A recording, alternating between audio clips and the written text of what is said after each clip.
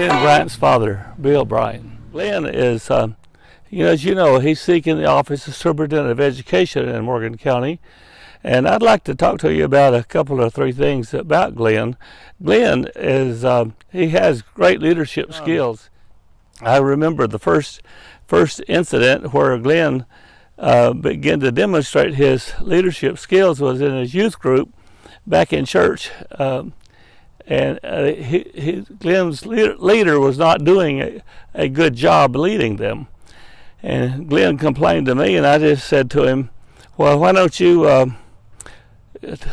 get your book and show him how to set it all up, and you teach him how to be a leader.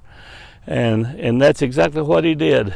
Glenn got the book, got the little manual, and lined the troops all up, and became one of the leading groups in the church.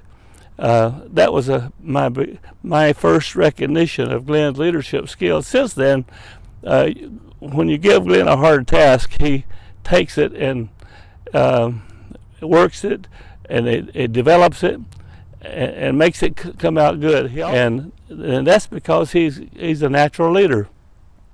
Another thing Glenn has is that he has integrity. Glenn is a man who won't tell you a lie. He'll do what he says he'll do. He likes to see people working at their greatest potential, and I've never known him to steal the glory or the accolades that belongs to somebody else, or he takes the credit for it. So if somebody does something on his team, he always gives them the recognition. I think that's what will happen here. I don't know if Morgan County school system has ever seen its really full potential developed. If you were to elect Glenn Bryant as your superintendent, I have a feeling that Morgan County would come as close to realizing its full potential under Glenn's leadership as it ever has.